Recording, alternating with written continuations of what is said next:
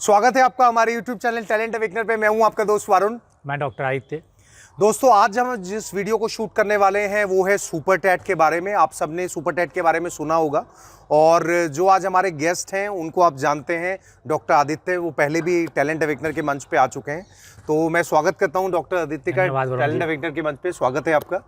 और super TET के बारे में आज हम बात करेंगे, तो प्लीज़ हमारे व्यूअर्स को और मुझे भी बताइए कि सुपर टैट बेसिकली क्या है। देखिए वरुण जी, हमने पहले 2 सीरीज बनाई है, एक यूपी टैट पे, एक सी टैट पे वही, और ये उसकी तीसरी सीरीज है जिसमें सुपर टैट। ये एक तरह का मेंस एग्ज़ाम है। जैसे आपने यूपी टैट क्लियर किया वो एक प्री एग्ज़ाम है, सी टैट क्लियर किया वो एक प्री एग्ज़ाम है। वो एग्ज़ाम क्लियर करने के बाद आप सुपर टैट के लिए क्वालिफाई कर सकते हैं।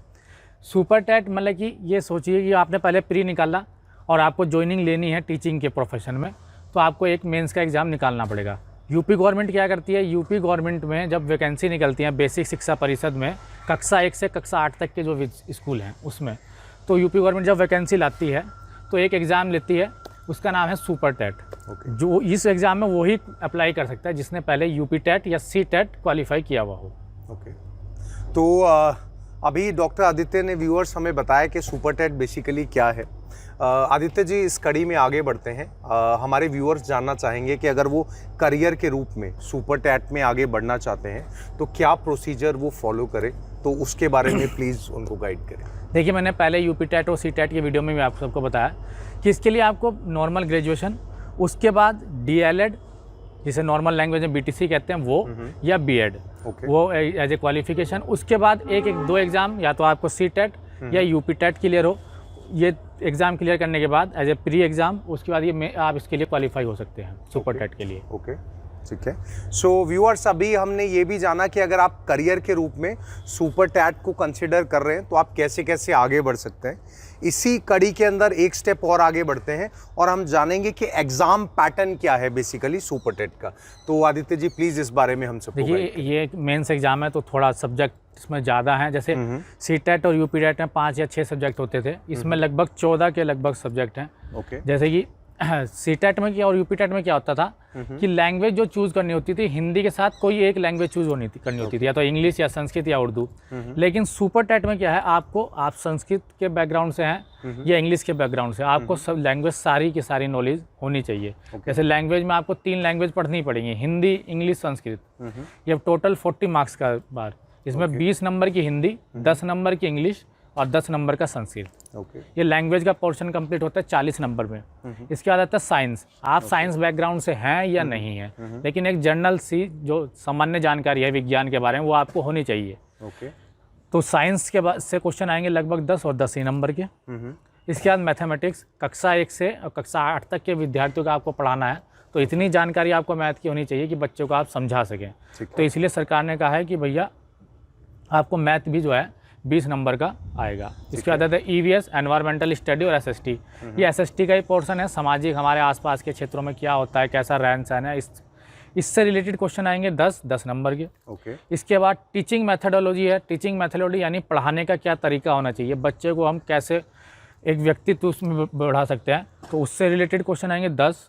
चाइल्ड साइकोलॉजी, बच्चे को समझना, बच्चे को कैसे ग्रोथ होगी, उससे रिलेटेड क्वेश्चन 10 नंबर। और सबसे जो मेन इसमें पोर्शन है और सबसे ज़्यादा मार्क्स, लैंग्वेज के बाद जो सबसे ज़्यादा मार्क्स का पोर्शन है वो है GK एंड करंट अफेयर।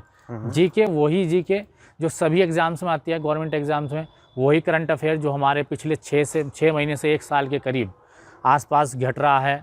उन्हीं से रिलेटेड जो है लगभग 30 नंबर का।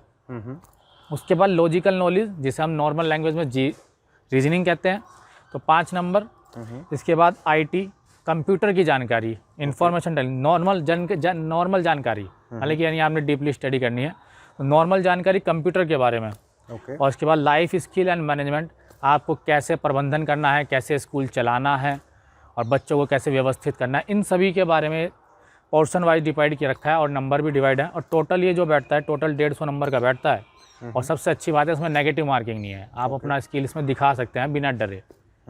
तो ये पूरा का पूरा एग्ज़ाम पैटर्न है इसमें। और जल्दी ही 2023 चल रहा है और जल्दी ही यूपी गवर्नमेंट का में वैकेंसी भी सुपर टैट की लॉन्च होने वाली हैं। तो जो बच्चे हमें देख रहे हैं वो इसकी तैयारी में पूरे जी जान से लग जाएं। मैं यही कहना चाहूँगा और आप सफलता प्राप्त करें। ओके, सो व्यूअर्स, अभी हमने एग्ज़ाम पैटर्न के बारे में भी जाना। हमने जाना कि सुपर टैट क्या है, कोई उसमें कैसे करियर के रूप में आगे बढ़ सकता है, और बेसिकली उसका एग्ज़ाम पैटर्न क्या है। और अभी अभी आदित्य जी ने एक बात और कही कि आप पूरी तरह जुट जाएं तैयारी में। तो अभी आपको पता चल गया है बेसिकली कि एग्ज़ाम में कौन कौन से सब्जेक्ट्स हैं, वो कितने कितने मार्क्स के हैं। एक चीज़ का ध्यान और रखिए कि जब आप तैयारी करें तो अपने माइंड में एक भूमिका बना लें कि मुझे ऐसे ऐसे प्रिपरेशन करना है। 40 मार्क्स का जो सब्जेक्ट्स हैं उसके हिसाब से, जो 10 मार्क्स के हैं उसके हिसाब से, 20 मार्क्स के जो जो वेटेज है उसके अकॉर्डिंग एक भूमिका बनाएं और आप अपनी प्लानिंग करेंगे उसके अकॉर्डिंग। तो इस वीडियो का जो नॉलेज है वो आपको हेल्प करेगा और आपका अपना इनपुट भी आपको हेल्प आउट करेगा और आप आगे बढ़ पाएंगे। बारी आती है हमारी स्टोरी की। हर वीडियो में हम एक स्टोरी रखते हैं। आज का जो टॉपिक है सुपर टैट, वो कहीं ना कहीं एक टीचर की लाइफ से जुड़ा होता है। तो जो आज की स्टोरी है ये एक इंस्पिरेशनल है और मैं इसको शेयर करूँगा। क्या होता है कि जब हम जर्नी पे बढ़ते हैं एक टीचर के रूप में, तो काफ़ी बार क्या होता है कि हमको लगता है कि हम सीखते जा रहे हैं और अब हमें आगे सीखने की ज़रूरत नहीं है।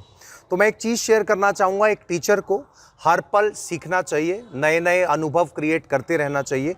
रीज़न ये है कि जब वो जाएगा आगे पढ़ाने के लिए तो उसको बहुत बार ऐसे बच्चे मिलेंगे जिनको हैंडल करना काफ़ी बार चैलेंजिंग लगता है।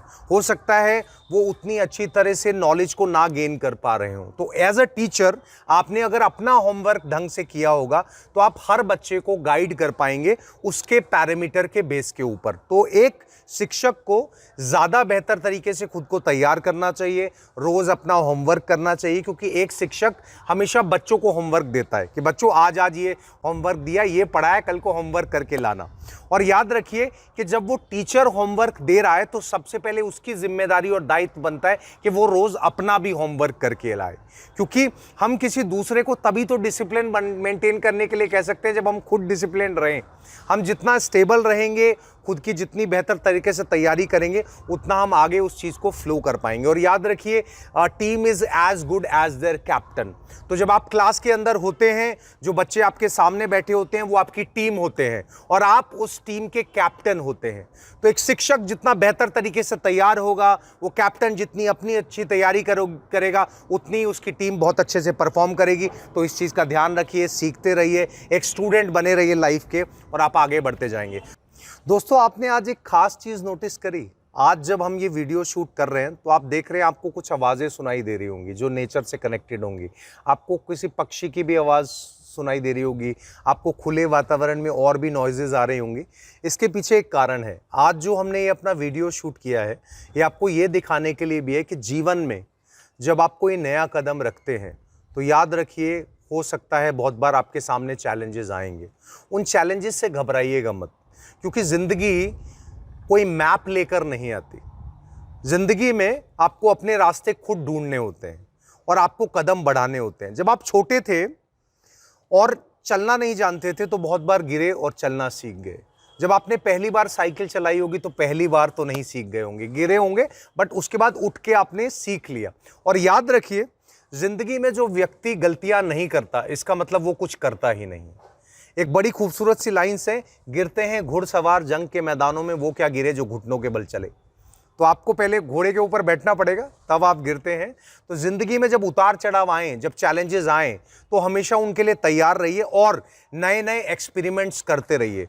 हो सकता है आप रिसर्च से रिलेटेड व्यक्ति ना हो, लैब में जाके ना रिसर्च करते हो, बट अपने जीवन के अंदर रिसर्चेज और नए नए तरीके करें। वो आपके अंदर क्रिएटिविटी को ऐड करेगा, आपके अंदर कॉन्फिडेंस को लेकर आएगा। तो नए नए एक्सपेरिमेंट्स हमेशा करते रहिए। आज हमने कहीं ना कहीं ये मैसेज देने के लिए एक नई जगह को चुना जहां हम ओपन वातावरण के अंदर आपसे इंटरेक्ट कर सकें। सो ऐसे ही नई नई चीज़ें आप भी करते रहिए, अपने अनुभव हमसे शेयर करते रहिएगा और वो अनुभव हमारे लिए भी बहुत स्पेशल रहते हैं। और थैंक यू वेरी मच। अपना बहुत अच्छे से ध्यान रखिए और याद रखिए आप बहुत स्पेशल हैं।